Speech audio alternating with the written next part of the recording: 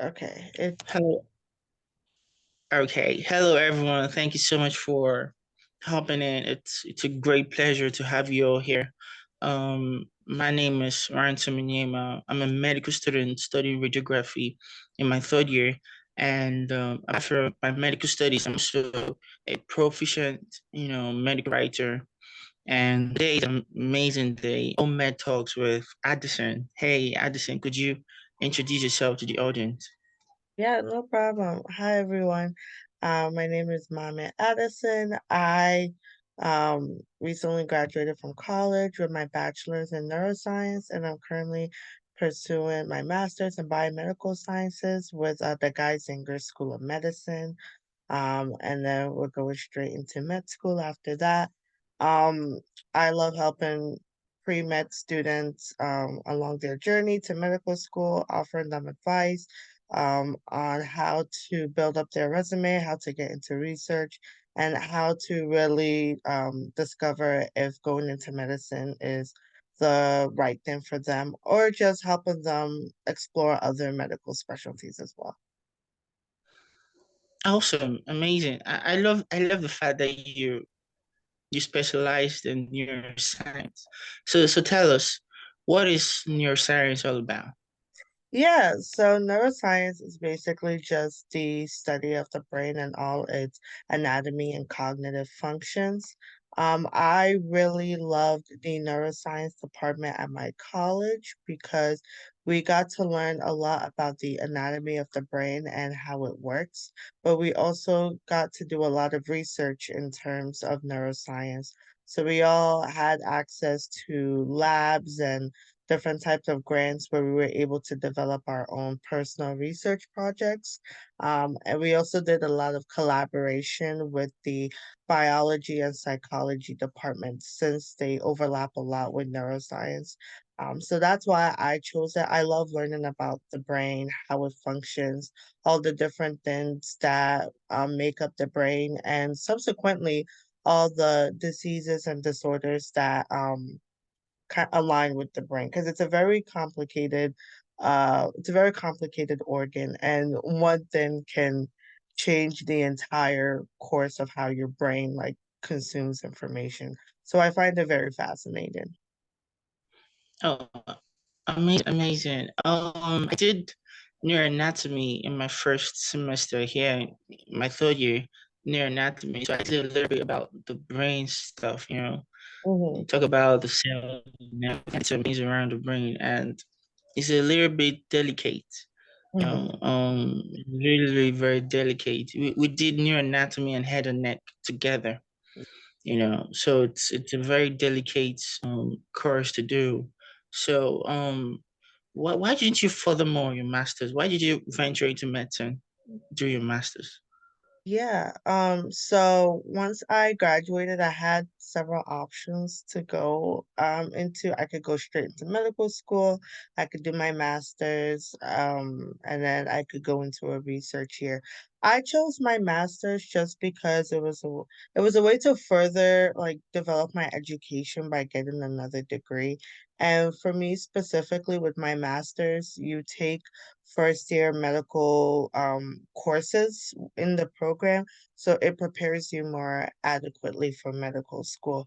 So like right after my master's, I'm going straight into medical school. And I feel like I'd be more prepared because all the classes that first year medical students typically take, I've already taken them in my master's program, and I've learned to be familiar with the content. I've learned to be familiar with how to study for that specific content. So it makes the transitioning much easier for me. So that's why I personally chose to go the master's route. And it's also just another great way to connect with other people going on like the similar path as me. A lot of people in my program are also going straight into medical school after. So it's a great way to network and find like-minded people. Okay, all right, amazing. So how important are neuroscience or neuroscientists in the healthcare system? Tell us, how important are they? I think they're pretty important. Obviously, I think everyone that really works in the medical field plays their own role and has like great things to contribute. I think specifically for neuroscientists, being dedicating your entire life to learning about the complications of the brain, how it works, I think is such a fulfilling role to play because we already don't know a lot about the brain. We know as much as research has gotten us, but there's still so much more to be learned about how the brain functions, about the brain's plasticity and adapting to new substances being introduced to the brain, to new environments, and how that can affect us in the long run. So I think for neuroscientists, being able to study that specifically, studying how the brain changes, how it can affect us, how it affects children, adolescents, adults, and so on and so forth. I think that plays a really important role because then it lends all the information that's gathered, you can use that to learn like more things. So with like addiction, neuroscientists play a big role in learning addicting behavior and substances that cause your brain to become addicted to them. And by studying this specific field, the information that they gather can be used to gather more information about, okay, which substances are highly addictive to the brain? How do they change the brain chemistry? How can we, in the future, kind of find alternatives to these substances so that they're not damaging us. So it's I think it's a field that, the more information and the more answers you find, you just get to further develop into other fields, and kind of just explore the possibilities of that also. I think they play a really good role in all aspects of medicine, and the collaboration between different fields of medicine is great as well. I've seen neuroscientists work with infectious disease, pediatrics, dermatologists. They can work with a whole bunch of people, public health. So I think the ability to also collaborate with different people in the medical field is also great. Awesome, awesome. Okay, so thank you for explaining that first. So before we go more deeper, where did you study? What university did you study your undergraduate and also your master's? Yeah, so for undergrad, I went to the University of Scranton in Pennsylvania. That's where I obtained my bachelor's. And then for my master's, currently, I'm at the Geisinger School of Medicine in Pennsylvania. Oh, amazing, amazing, amazing. Um, you have an organization where you help to train pre-med students, right? So what prompted you to do such a thing? Why are you interested in people that are, doing their pre-med currently, and how are you, willing to help them through your organization? Yeah, so for me, the point of starting my Instagram page, Black Girl Med, was to help other pre-meds. So I know specifically for me being um the firstborn of immigrant parents and learning how to navigate the medical school process in the United States, it was really difficult because I didn't have the resources of like asking my parents, how do I do this or how do I do that? Because they had no idea how to navigate that. So it was kind of left up to me to kind of find out how to apply to medical school in the US, which courses I need to take.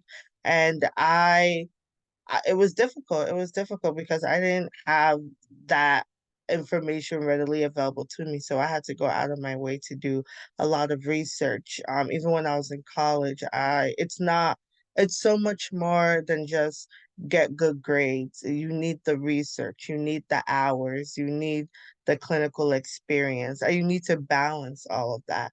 And it's so difficult to do that, especially while taking these rigorous science classes that, it needs so much of your time. So for me, I know I wasn't the only one that was going through it. At the time when I decided to start it, I was a mentor at my college for students that first generation students that were interested in pursuing medicine. And I would kind of just advise them on what I did, how I found out information. And I was like, I can share this information with a whole lot of other people that need it who are in my shoes.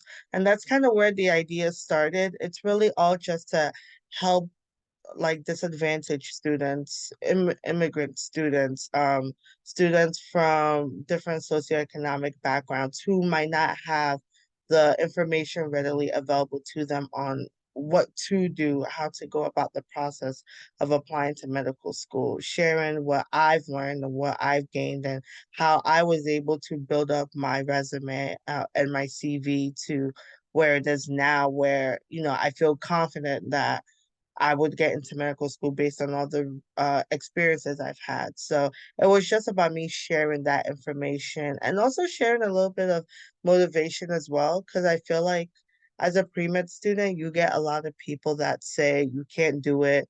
You should drop your dreams of medical school. And it could be very crushing to hear, especially if, again, you're someone that, you are coming from a family or background where you're the first in your family to pursue medicine. So it can be very heartbreaking to hear someone say you should drop that. So I think also a little bit of motivation goes a very long way, because the journey is long and the journey is hard. But I think those that truly want to pursue medicine and really, really want to become a doctor, like they should absolutely go for it. And the highs and the lows are going to be there, but at the end of the day, it's really worth it if it's something that you really want to do.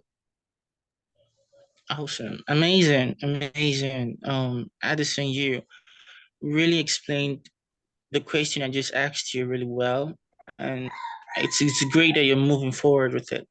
And so could you just tell us your struggles when you were in med school doing your when you were, undergraduate doing your neuroscience and up to now you're doing masters. Could you just highlight your struggles and how you overcame them for the audience to learn from it?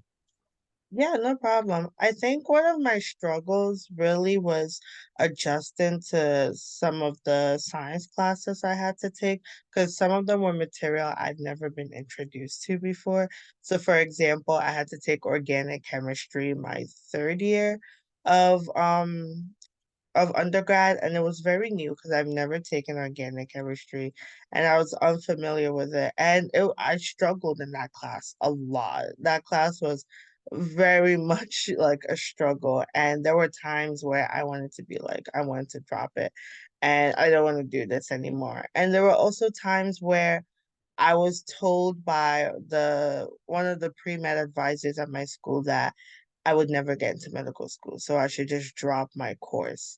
And those are just two examples. There have been many examples of either like professors or classes that I was struggling in, and the professors weren't that accommodating to help, or just faculty at my university being very passive aggressive or just telling me to drop my pre-medical studies and pursue something else. And while that was very hard to hear, and I think there were many times where I was close to being like, let me just drop it. But the way I overcame it was through several ways. I first remembered why I wanted to go into the medical field, why I'm pursuing this. And I did that through the job that I was currently working. At that time, I was a volunteer and floor assistant at the local hospital. And every weekend, I would go there and I would help the doctors, the nurses, and sometimes the patients. And being able to have those patient interactions and being able to help them or accommodate them or be there for them in their time of need really helped remind me why I'm going into medicine, why I want to pursue this. And also building my circle of close friends and support group. Because for as many people that told me to drop my medical studies or drop my pre-medical studies and that I'll never get into medical school. I had a lot more people that are in my support group that told me you can do it. This is just what you need to do. These are the resources that can help you and so on and so forth. So I think that those two combinations of, you know, having people around me that supported me and actually gave me resources to help me, and also through my own volunteering and patient interactions, being constantly reminded of why I want to pursue medicine really helped me push forward to overcome those struggles and like those low points. And I also think just me myself as a person, I don't give up easily. I'm very stubborn in that way. So if someone tells me you can't do it, I'm all of a sudden very determined to prove to you that you're completely wrong. And not only did I do it, I did it so much better. But that's just me. I'm a very competitive person. But the people around me and the patient interactions I've had are a constant reminder of why I want to go into medicine. And they've really helped me a lot. So. Amazing. Thank you so much for sharing your story, Addison. Is indeed worth hearing that having a supporting friends around you, that keeps you moving, you know, can help you in some ways, in some extent, and thank you so much that I'm so, proud for you because you never gave up in your dreams, to pursue what you were looking, and you never adhered to what people were saying that you should drop it. It's never meant for you, something like that. So I'm proud for you that you pushed forward. Nevertheless, your circumstances and thing. So can you tell us how do you manage work in med school, and what advice do you have to tell all the people, all the medical professionals, or students gonna watch this video, how to take care of their burnout systems or how they can manage anxiety and stress altogether? For me, I use a schedule. So I was very busy in undergrad because not only was I studying, I was working, I was doing research, I was volunteering. I was a very busy person, and doing all of that, oftentimes there would be moments where I would forget to take care of myself. There'd be moments where it would be the end of the day at night, and then I just remembered I didn't eat anything all day. And it wasn't on purpose. It was just you get so caught up in like doing everything that you sometimes forget to take care of yourself. So for me, personally, what has really helped me was building out breaks in between my schedule. So for example, if today I have like to study and then I have to do research and then I have to work, I look at my schedule and I'll be like, okay, from 9 to 11 is studying. And then I'll take a little break. And then I'll go to work for this amount of time. And then I'll take a little break after I come back. And then I'll go into the research lab and finish out my work for the day. And then I'll take a break for the rest of the night.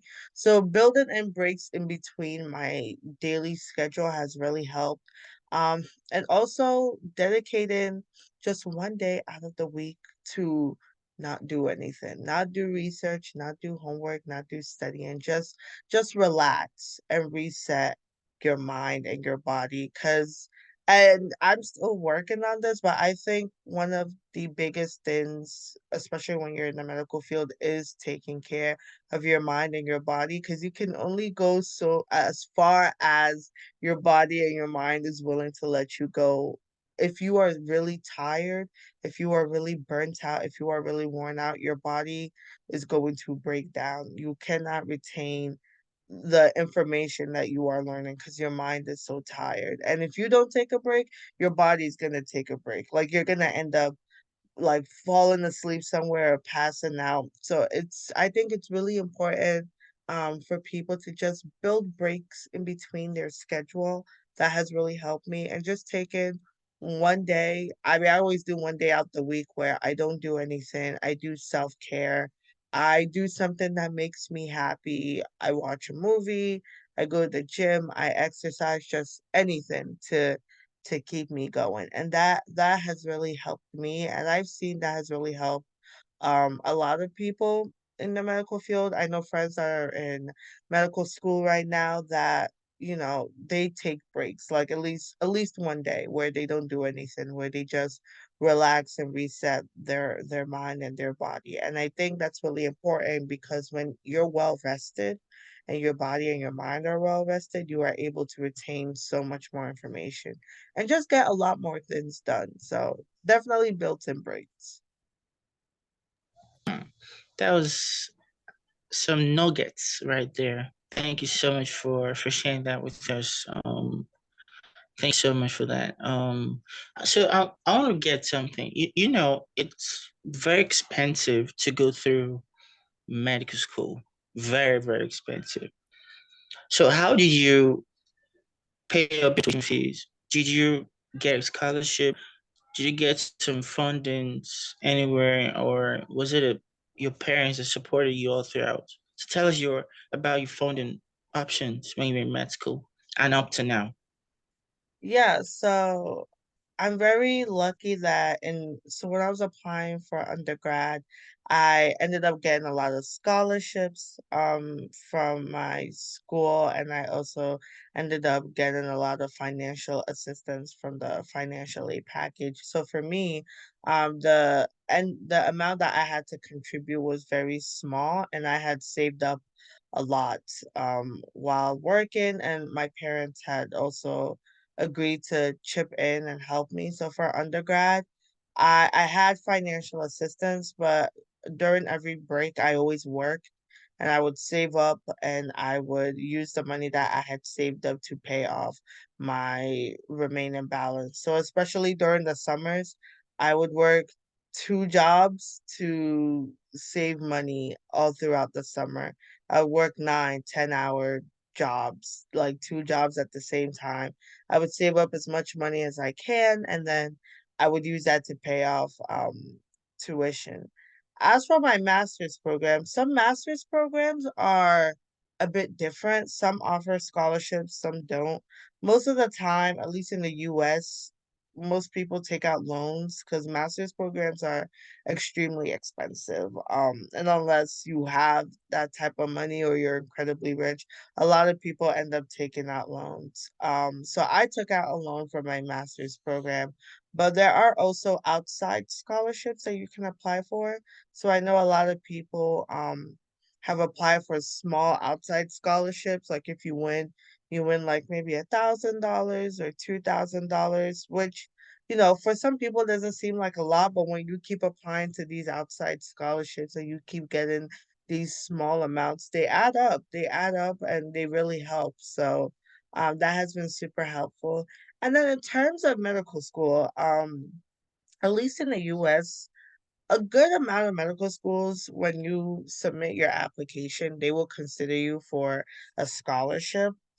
Some of them have a separate scholarship application, but a lot of med schools do offer scholarships. And some med schools in the US have recently been moving to being tuition free. Those are also some of the most competitive medical schools to get into, but there have been a couple of medical schools that are absolutely free to go to for the students that enter. And then the remaining amount that I've heard was outside scholarships and student loans. So medical school is very expensive. And I don't think the finances are talked about enough.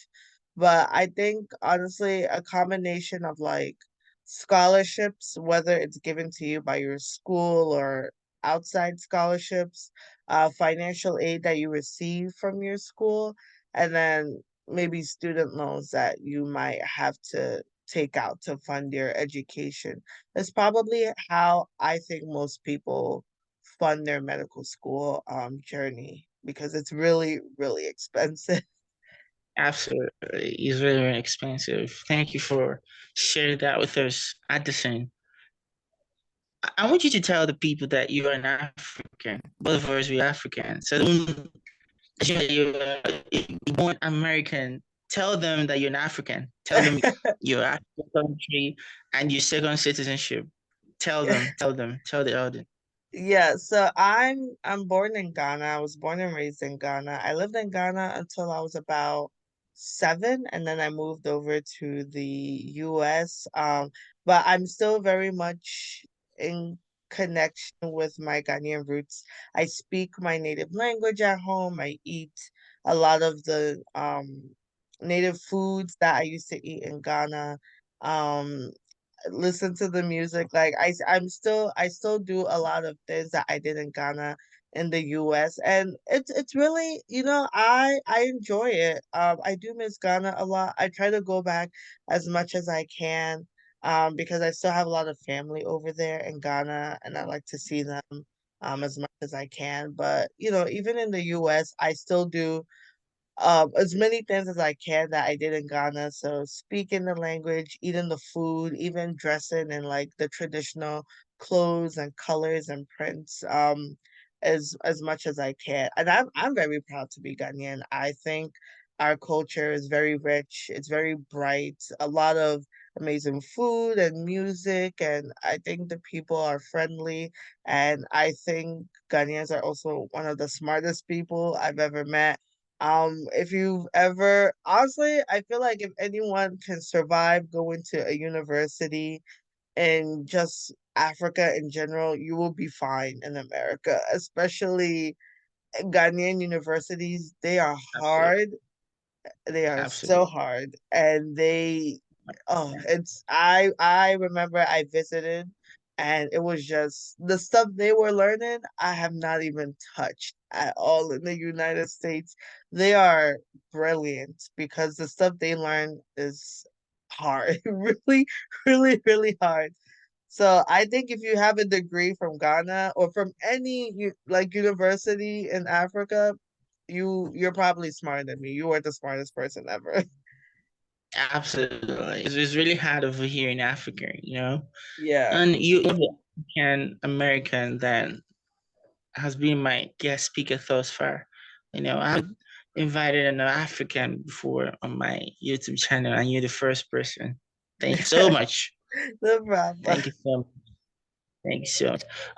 But I'm hoping to invite more African, medical professionals or medical writers out there, to come talk about things relating to, some questions I get from audience, Yeah. related to what I do on my YouTube channel. So, yeah. So I want the audience to know that you're an African, because another reason. So thank you so much for telling them that you're an African. So I want to ask you a question. Hmm. Now, how do you manage maintaining your healthy work life with your studies and social media? How do you balance those equations? It's honestly, it's all in the schedule. I have everything planned out. So all my posts are I try to make all my posts for the week on the weekend, and then I have them scheduled on Instagram you can like schedule to post something like a day later. So that's what I do for all my posts. I schedule them on the day that I want them to be posted. So even if I'm at work, I know I've scheduled a post to go out at 12 in the afternoon. So at 12 in the afternoon, it will automatically upload itself. And that's one way I've been managing social media and work and school. It's all on a schedule. I try to plan everything as much as I can, so that it just helps me with the stress. I know that if I look at my calendar that this is what I'm supposed to be doing right now. And it helps because then at the end of the day I can look at it and be like, I've done everything I could for the day. Now I'm just going to relax and try to just reset my mind. So I have everything on a schedule. It never goes that way. Sometimes I'm just lazy and I don't want to do anything and I end up doing nothing that I planned. But um I do go by a schedule, and for the most part I try to stay by that schedule, and that's really helped me a lot with managing stress. So amazing. So I want to ask you a question. How did you, when you were traveling? from Ghana to the United States of America to study. How did you cope with the diversities in the cultural, aspect in the United States? The US has a lot of diversities in terms of cultures and everything. Mhm. So how did you cope with them? How did you try to like adjust to those diversities and cultures? Yeah, yeah, it definitely was a lot to handle, especially me. I was very young when I came here. I didn't really know that much English at all as well, so trying to learn English was quite difficult, especially since, American English is very different from the English that's spoken in Ghana, or I think anywhere else. There's just I think a lot of Ghanaians, or just a lot of people in general, I guess outside the US, they all have their own variations of like English that they speak, their own slangs or how they say certain phrases. So, for me, I'll say one thing, and if I said it in Ghana, they'll know exactly what I mean. But if I say it here, they have no idea what I'm talking about. So, and the enunciations and how they say certain words, it was very difficult for me to learn because I was just like, I have no idea what you're talking about. So how I learned to speak English was through reading. I read a lot as a kid. I still read a lot. And one of my first grade teachers, I will never forget her because she helped me. She was also an immigrant. She was I believe she was from China, and they were gonna set me back a grade. And she said, "No, I will take her and I will teach her English." And every single day, she would grab a book and she would sit in front of me and she would just teach me everything, how to speak American English. She would educate me on the different cultures that were in America and just, certain things that you can only find in America, the foods, the people, just, the things you can do. And she sat down with me every day for a year. And I spent all my lunch break, all my class time with her, and she would just teach me and teach me. So by the end of the year, not only was I speaking perfect English, like I knew a lot more than I did coming in. And she's one person I'll never forget. She taught me so much. I don't think I would have ever picked up on anything if she didn't step in. And I think adjusting to the different cultures, it can definitely be shocking at first, but one thing I've come to appreciate living in the United States is you just get to learn so much about different cultures that you probably would have never encountered if you were anywhere else. A lot of cultures have, their own traditions, foods, like things that are very meaningful and special to them. And there's a good way to like appreciate the traditions that each culture has and acknowledge it, and I'm very blessed to have friends from different cultures. So every day I'm learning something new, or every day we're learning that some of our cultures overlap and that, oh, like, you do this, we do this too. So it's really interesting to always constantly learn new cultures. And I don't know if I've fully adjusted because I feel like I'm learning something new every day. Um, but I think with all the time I've spent here, just constantly being able to learn about new cultures has been great. And I think that's one of the things that makes it a little bit easier living here, just being able to be exposed to different cultures and different traditions and just being able to appreciate them fully. Amazing. That was an amazing story. It's great to hear that you're learning every day, every day, every day, man. It's Yeah. great that you're learning every day. Thank you so much for that.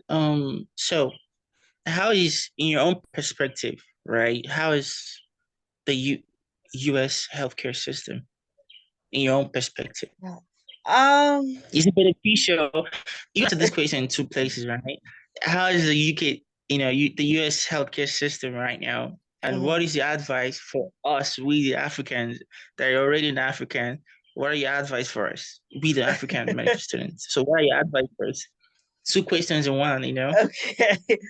Tell us. I say, let's see. I think the United States healthcare system, I think it's very advanced, and I think they have a lot of resources at their hands to impact a lot of lives.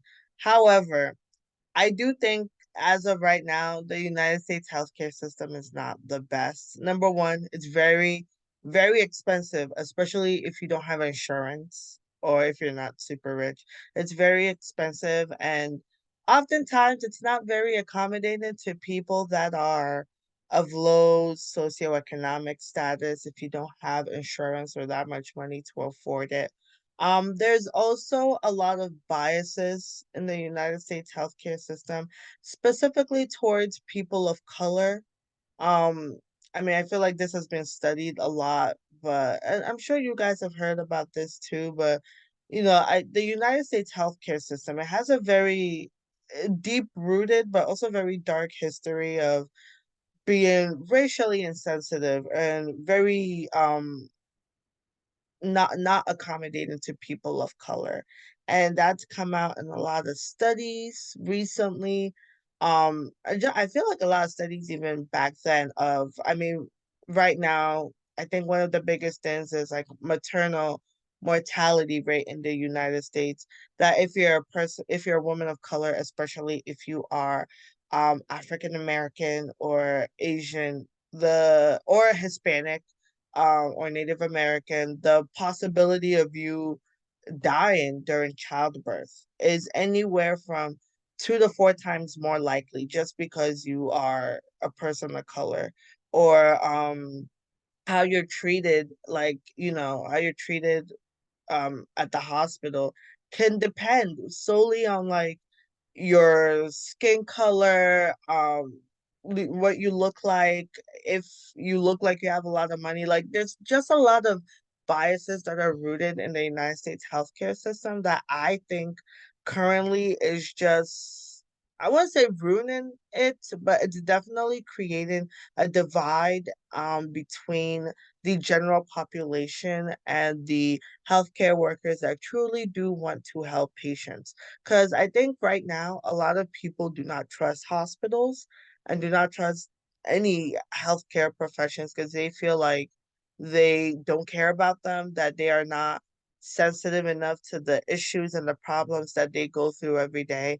And I think on the other end, there are doctors and nurses and so many people that do want to help, like genuinely want to help every patient that they see, but they are inhibited by the United States healthcare system because, first and foremost, the United States healthcare system is a business above anything.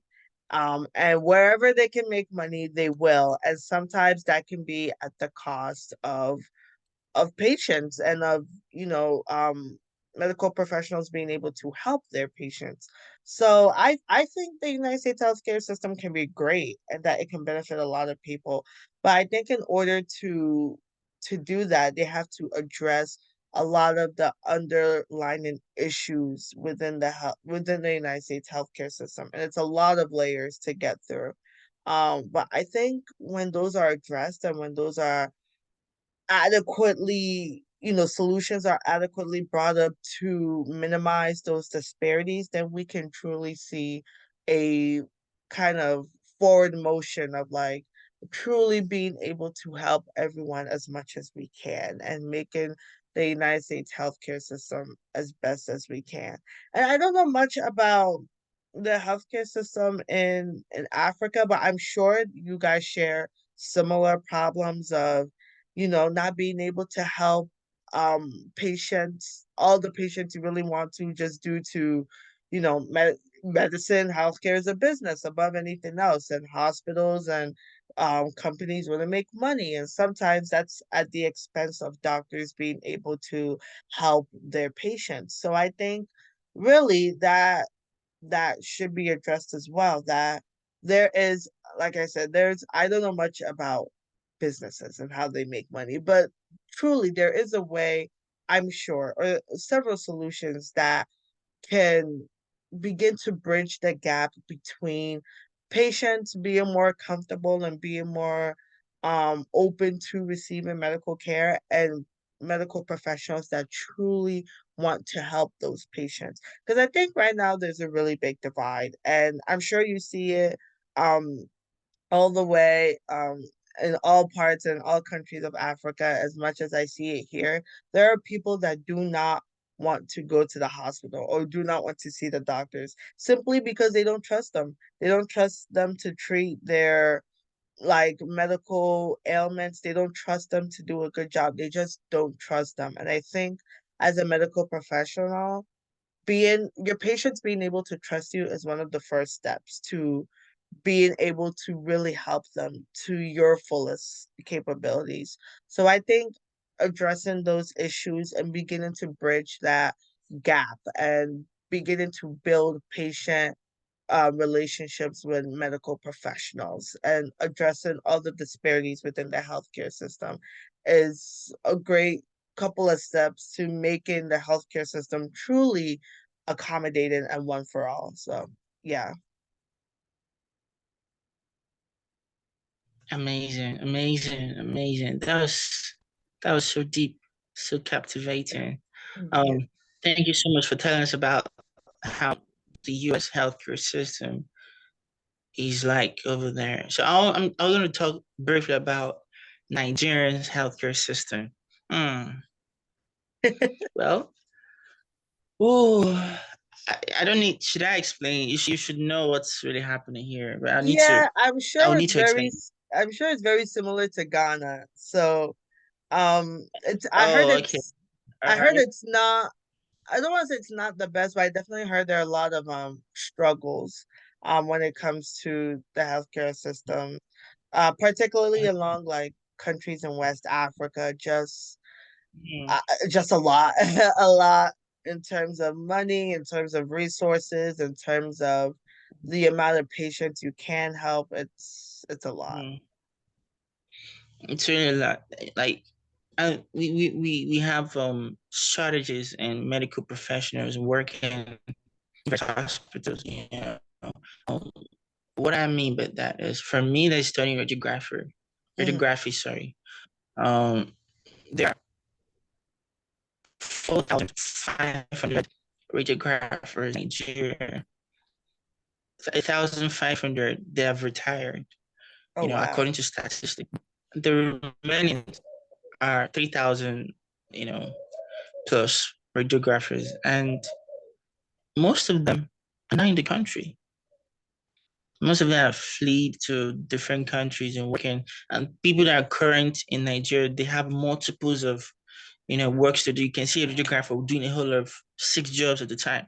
Working from this hospital, you're working and working, working, working. It's crazy, but the government is really doing working towards making the healthcare system a better place to live, but there's a lot of works to do, a lot of them. So I wish them well in work, and I think Ghana's healthcare system is a bit better than my own country's healthcare system because um I've done my own research about the healthcare system in Ghana before we started this meeting. I think is more preferable than my own country because there is no priorities based on country. The government don't really care about education. Education in Ghana is amazing. It's thumbs up to Ghana. So, but in my country, I don't think the government is really putting their focus on that. But I wish them the best. I wish them the best in everything they do. So, yeah, a little bit about Nigerian's healthcare system. I'm glad that you have some knowledge about African healthcare system, and that's amazing. So, Addison, you've been an amazing guest speaker thus far, and I'm really blessed to have you, as a guest speaker on my YouTube.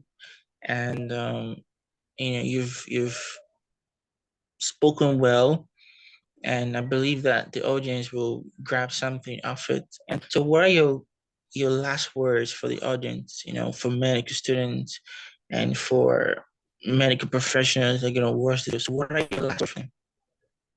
My last words. Oh wow. Let me think about it. Okay. I think my last words would be, being able to be a medical professional, whether you're a doctor, nurse, truly pursuing that to help people is, I think, one of the greatest, most fulfilling jobs, roles that a person can be called to. And I truly believe a lot of people are called to this profession to help people.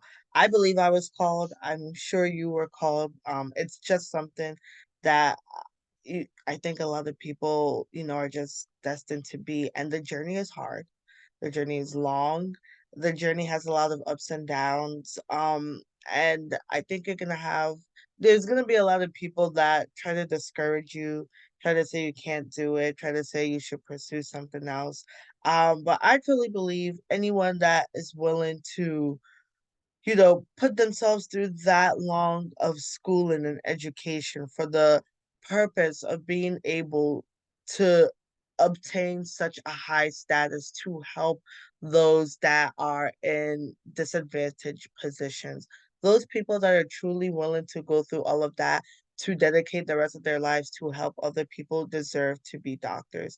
Absolutely, without a doubt. And there's gonna be a lot of ups and downs. This journey is, not without a lot of complications and problems and people that tell you you can't do it. But I personally think you can do it. I think if you're really in it to help people, to dedicate your life as, as service to help disadvantaged people, to be a representation to others, I truly believe you can do it. And it's going to be a long journey, but I think it's going to be so worth it when you get to the end and you can look back and see that, wow, I really did that. I went through all that school. I passed all my exams, and now I'm here, and now I can really start to help people and make an impact. So I say for all the medical students, for all the students in university that are struggling with encouragement, or maybe there's a teacher that tells you you can't do it.